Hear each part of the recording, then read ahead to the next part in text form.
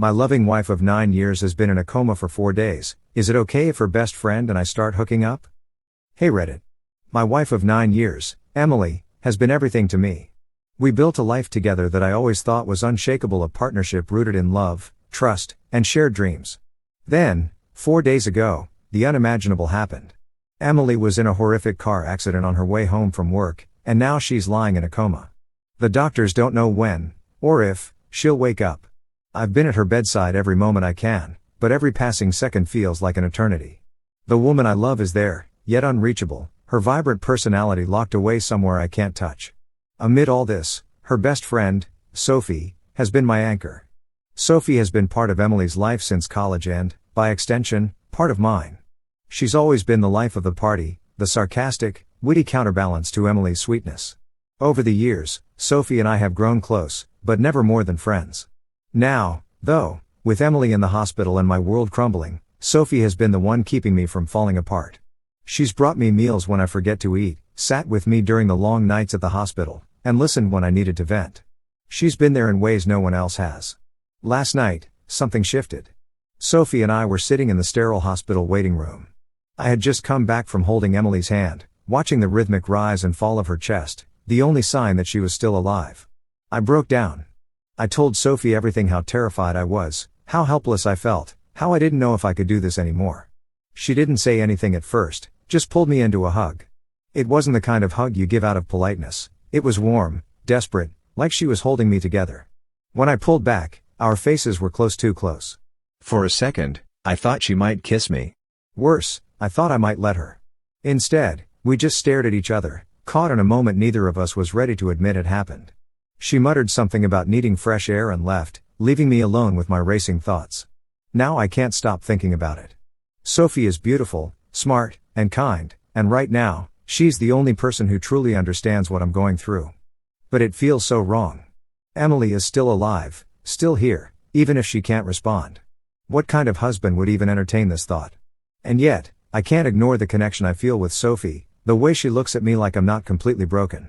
Today, Sophie texted me, asking if I wanted to grab coffee.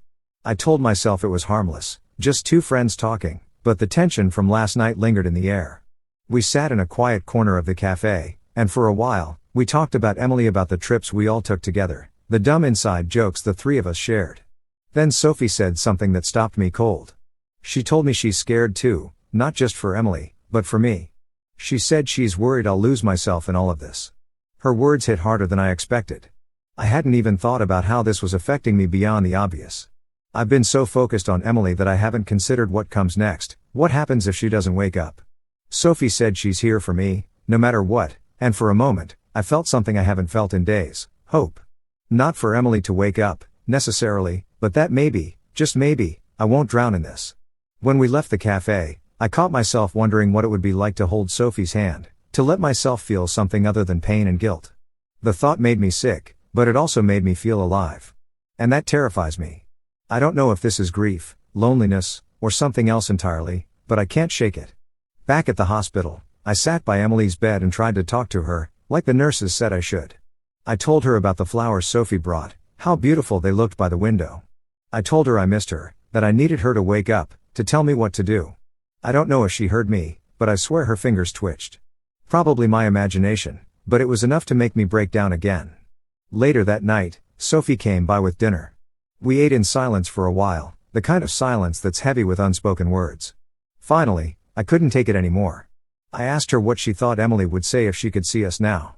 Sophie looked at me, her eyes glistening with tears she refused to let fall. She said Emily would want us to take care of each other, that she wouldn't want me to suffer alone. I wanted to believe her. I needed to believe her. That's when Sophie reached across the table and took my hand. Her touch was electric, and for the first time in days, I felt something other than numbness. She didn't say anything, and neither did I. We just sat there, holding hands, both of us too afraid to take the next step but too desperate not to. Now I'm back at home, sitting on the edge of the bed I used to share with Emily, torn between guilt and a need I don't understand. Sophie texted me, saying she's here if I need her, and I know she means it. But what does that mean for Emily? For us?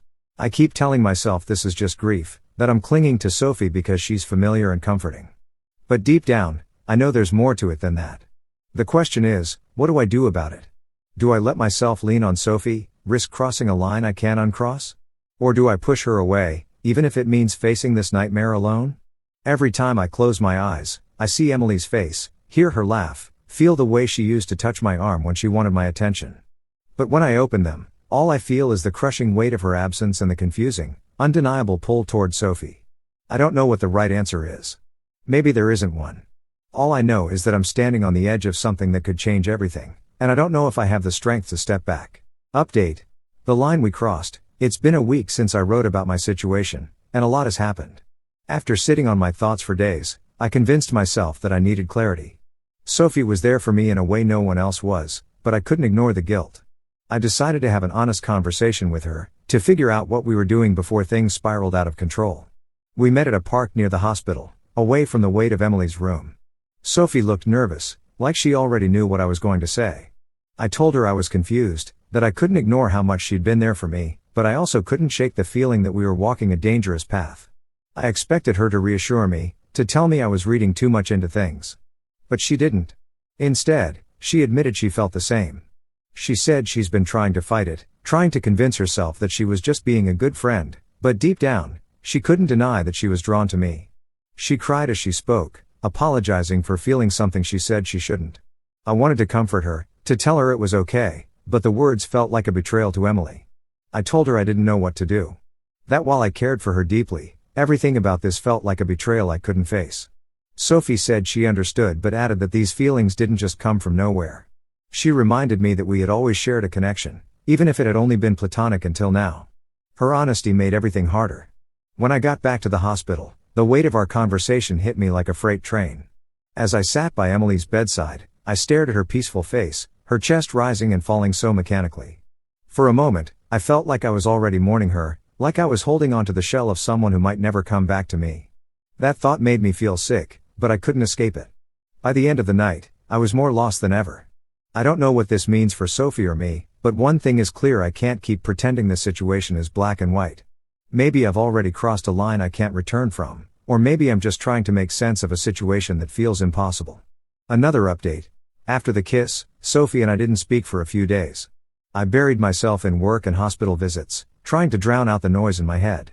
But the silence didn't last. Sophie called me one night, her voice shaky, and asked if we could talk. I agreed, even though I wasn't sure I was ready for whatever this was. When we met, Sophie was holding a small box. She said she needed to show me something. Inside the box was a stack of old letters. Letters Emily had written to Sophie years ago. Sophie handed them to me, explaining that Emily had written them during a rough patch in our marriage when she thought I might leave her. I had no idea things were that bad back then. The letters were heartbreaking. In them, Emily poured out her fears, her love, and her gratitude for Sophie. She told Sophie that if anything ever happened to her, she wanted Sophie to look after me. Emily wrote that she trusted Sophie more than anyone else in the world to make sure I was okay. I felt like the air had been knocked out of my lungs. Reading Emily's words was like a dagger to my heart, a painful reminder of how deeply she loved me. But it also left me more confused than ever. Sophie seemed to believe these letters gave her permission to care for me in ways that went beyond friendship. I didn't know how to process that. Sophie confessed that she had been holding on to the letters for years, unsure if she'd ever need them. She said she never wanted to be in this position, but life had forced her hand. I could see the pain in her eyes, the way her emotions were tearing her apart. But I couldn't shake the feeling that this was bigger than either of us. That night, I sat alone in my car outside the hospital, rereading Emily's words over and over. They felt like a haunting prophecy, one I wasn't sure I wanted to fulfill.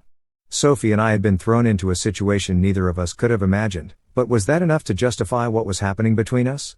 Or were we both just clinging to each other to escape the pain of losing Emily? Final update. The end of the line. Everything came to a head last night. Emily's condition took a turn for the worse. The doctors called me in the middle of the night, telling me her vitals were dropping. I rushed to the hospital, my heart pounding with a mix of fear and guilt. When I got there, Sophie was already in the waiting room. She had been visiting Emily every day on her own, something I hadn't known until then. We sat together, waiting for news. The doctor came out and told us Emily was stable for now, but they weren't optimistic. He said we needed to start thinking about long-term care options. It was like the air had been sucked out of the room. Sophie reached for my hand, and I let her. At that moment, I didn't care about guilt or right and wrong. I just needed someone to hold on to. After the doctor left, Sophie and I went into Emily's room together. I sat by Emily's bed, holding her hand, while Sophie stood behind me, her hand resting on my shoulder. It felt like we were saying goodbye, even though Emily was still breathing. When we left the hospital, I told Sophie we needed to talk. We went back to my place, where I finally told her everything I had been holding in. I told her I was grateful for everything she had done, but I couldn't do this. I couldn't betray Emily, even if she never woke up. Sophie tried to argue, saying that Emily wouldn't want me to be alone, but I couldn't listen. I told her I needed space, not just from her, but from everything. The hardest part was seeing Sophie cry. She told me she understood, but her voice betrayed how much it hurt her. She said she would give me the space I needed but admitted she didn't know if she could wait forever. I didn't know what to say to that, so I stayed silent. When she walked out the door, it felt like I had lost her too. That night, I dreamed of Emily for the first time since her accident. In the dream, she was laughing, alive and vibrant, the way she used to be. She took my hand and told me everything would be okay. When I woke up, I felt a strange sense of peace, but it was fleeting. The reality of her condition hit me like a tidal wave all over again. I haven't seen Sophie since that night. I don't know if I'll ever reach out to her again, and maybe that's for the best. For now, all I can do is hold on to the love I have for Emily and hope that, one way or another, I find the strength to move forward. Whether she wakes up or not, I owe it to her to be the man she believed in.